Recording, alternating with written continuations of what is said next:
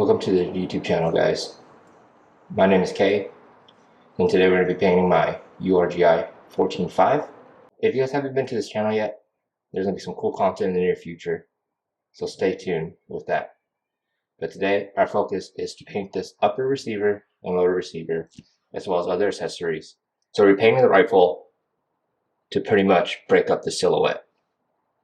Obviously, if you're in a certain environment, you kind of want to paint your rifle to that environment that you're in. As you can see, I already went ahead before this video and started masking off the important area. Trigger guard, I removed my charging handle, stuffed it with painter's tape, block off the lenses on both ends, mask on some key point notes like my zoom indicator, my windage and elevation, as well as my illuminator.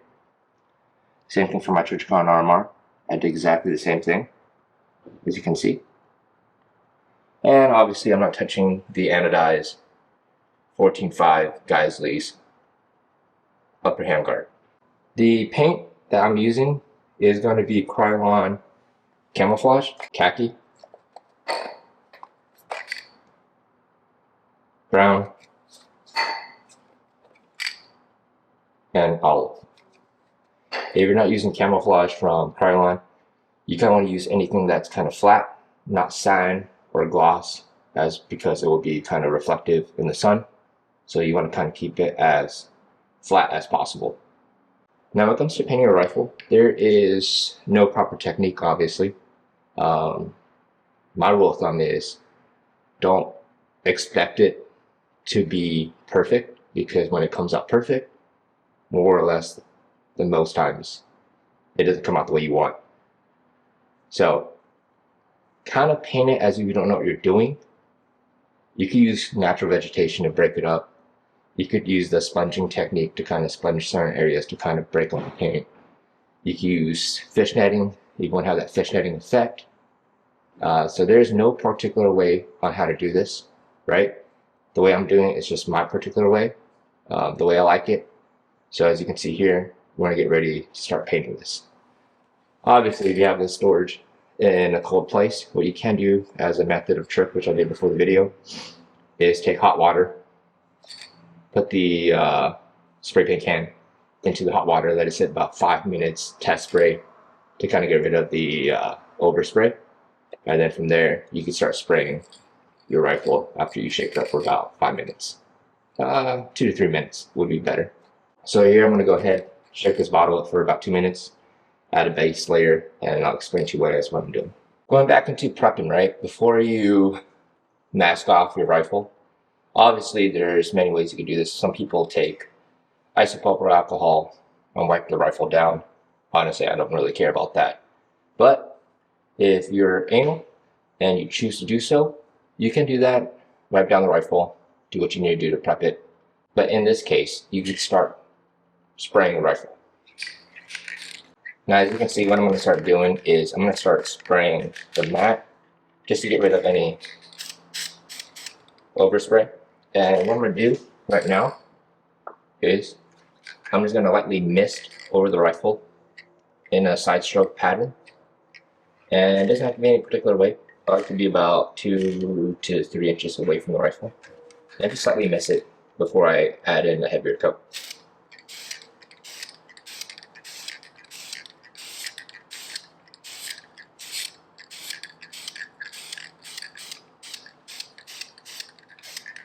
Same thing here.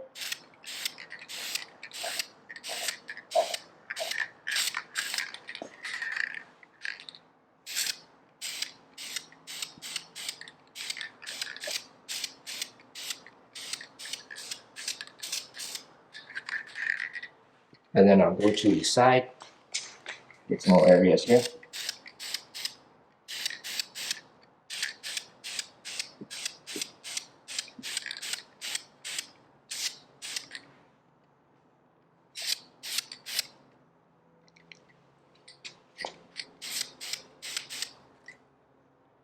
And as you can see, I am not really going on the coat that heavy yet.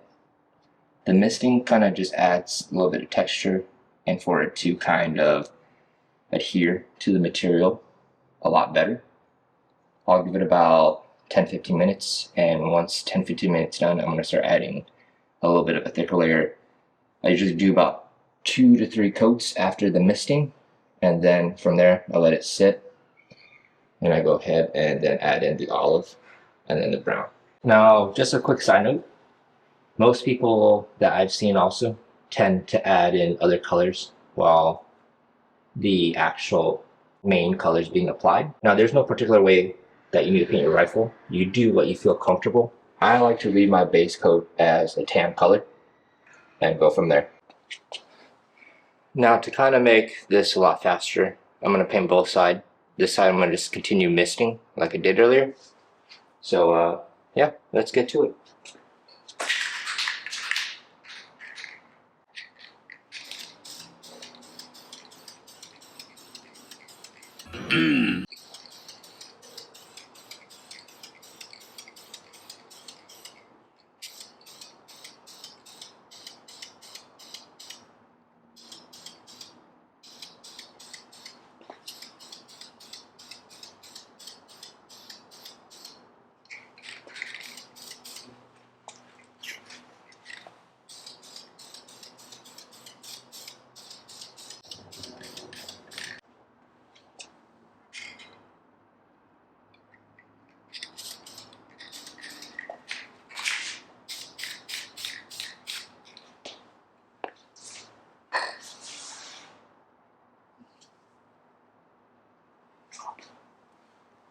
Okay, now that the first misting layer has dried, I'm going to go ahead and go over this rifle again with the actual first coat, making it pretty thick. Same thing.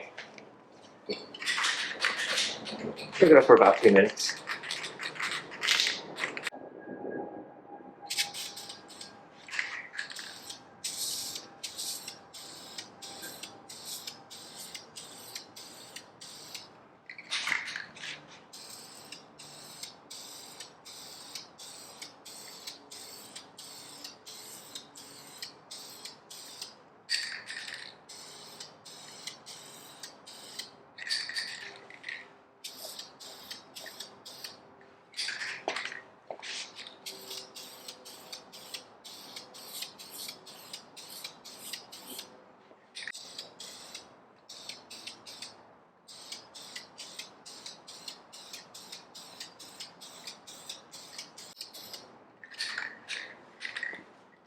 And that's how it should look like. So as you can see, that's the heavy coat. I'll probably do one more coat after this is dry, and then do it on the other side, so 2 coats in total before adding on any other colors. As you can see, once you did the misting, it kind of has a nice little finish. So I'm going to do the same thing for these parts down here and the lens cap. And from there we're going to go ahead and add other colors and grab some stuff and create some patterns. Well, what I like to do, sorry, shaking the can, before I add more coat, the last coat of tan, is I usually take brown and I kind of diffuse it to make it darker shade. Just slightly, so I'll mist a little bit of brown over the tan to give it kind of like a more of a dark earth color, if it makes sense. So I'm going to shake this up and lightly mist this. Same thing, I'm going to spray on the mat just to get rid of overspray. And just slightly go over it.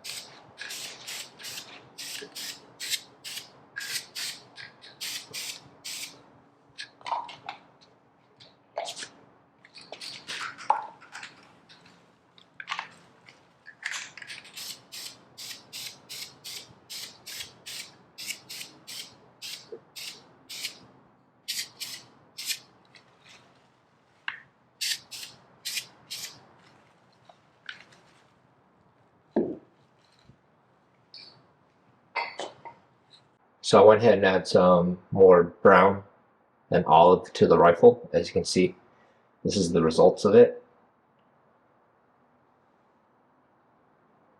So I'm going to go ahead and continue working on this rifle. I'm going to do a quick time lapse, and at the end of the video you'll see what the rifle looks like once it's all done and painted.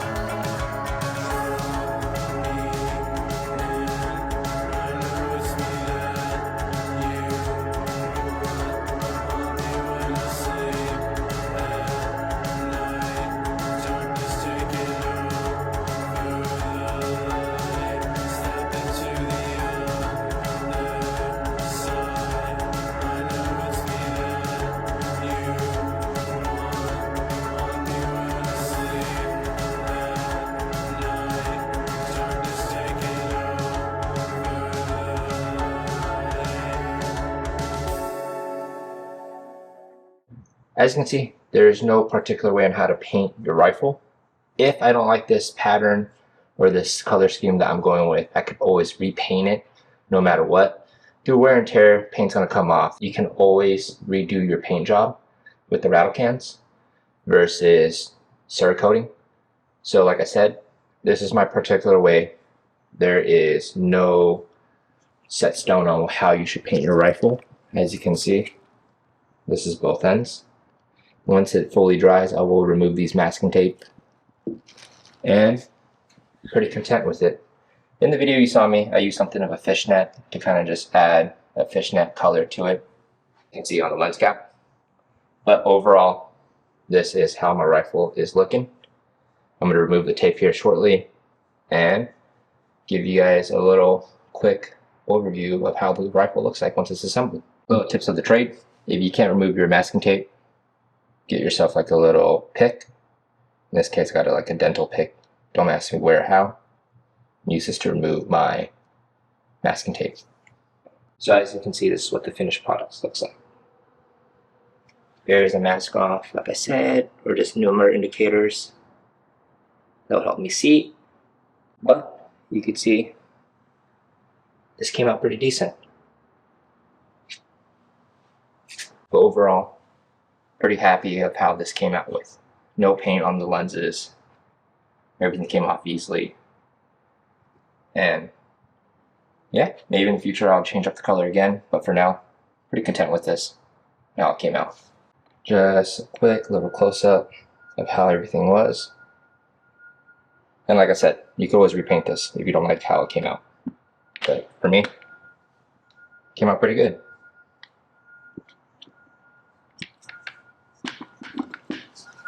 Like I mentioned, this is the first YouTube video I've ever done. There's more to come. Videos will get better, obviously. We'll take you to the shooting range, meet some of the buddies, talk about gear, breakdown of gear, and do some shooting drills. Overall, you can see this is how the rifle looks like, side by side, if I'm holding it. Breaks up the silhouette just a little bit. Not too bad. Came out pretty good. I like it. Everything's still functional as I want. Just gotta wear it in a little bit. I did make a mistake of painting the buffer tube. So yeah, it's gonna be a little bit for it to grind down, for it to slide back. Obviously you can see, yeah, my body, not too bad. But yeah, peace out, boys.